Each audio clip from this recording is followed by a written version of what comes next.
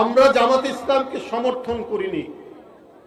আমরা জামাতকে আমাদের উদারতার কারণে, অর্থাৎ বিএনপি সরকারের উদারতার কারণে এই দেশে তারা প্রথম রাজনীতি করার সুযোগ পায়। শেখ মুজিবের সরকার নিষিদ্ধ করেছিল জামাত, কিন্তু বিএনপির সরকারের সময় তারা রাজনীতি করার সুযোগ পায়। কিন্তু আমরা সবসময় দেখেছি এই দলটির অন্য কিছু বিষয় না, একটা চরিত্র আছে, সেটা হচ্ছে মুনাফেকি।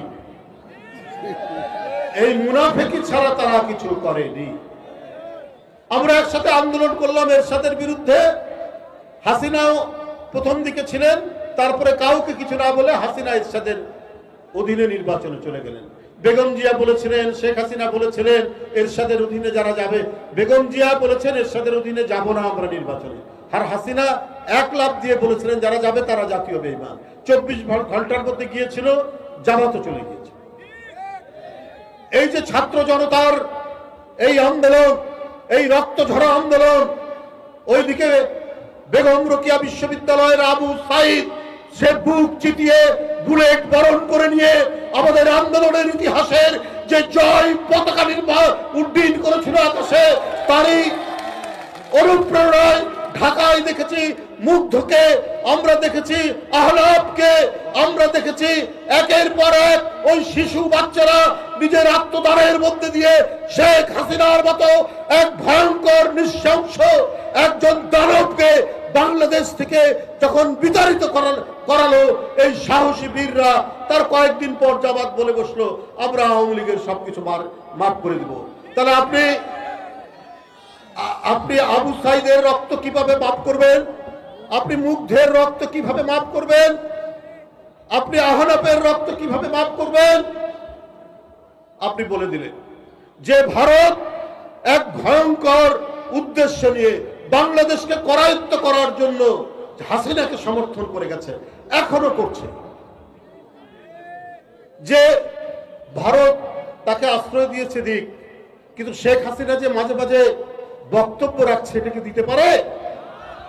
শেখ হাসিনার পাসপোর্ট নেই, তার ভিসা নেই, ভিসাহীন একটি ব্যক্তি অপরাধী।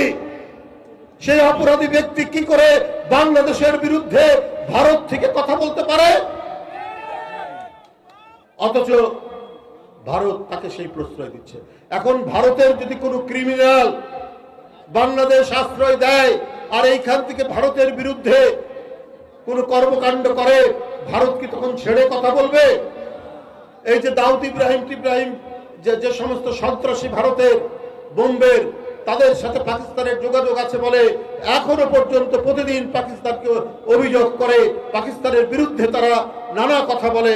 আজকে যদি তাই হয় তাহলে আজকে কেন শেখ হাসিনা ওইখান থেকে উস্কানি দিচ্ছেন? এইখানে বৈষম্য বিরোধী ছাত্র জনতার উপর তারা আক্রমণ করছেন, বিভিন্ন জায়গায় তারা আক্রমণ করিয়েছেন। গোপালগঞ্জে আওয়ামী লীগের লোকরা আক্রমণ করে স্বেচ্ছাসেবক দলের একজনকে হত্যা করেছেন। তাহলে এই ধরনের একজন অপরাধী যে শিশুর রক্ত খেয়েছে, যে তরুণের রক্ত খেয়েছে, যে নারীর রক্ত খেয়েছে, যে দেশের জনগণের রক্ত কুড়ে করে খেয়েছে, আপনি তাদেরকে আশ্রয় দিবেন? আর সেই ভারত যদি জামাতের কাছে অত্যন্ত প্রিয় হয়ে যায়, তাহলে বন্ধুরা আমার, এটা অত্যন্ত দুর্ভাগ্য।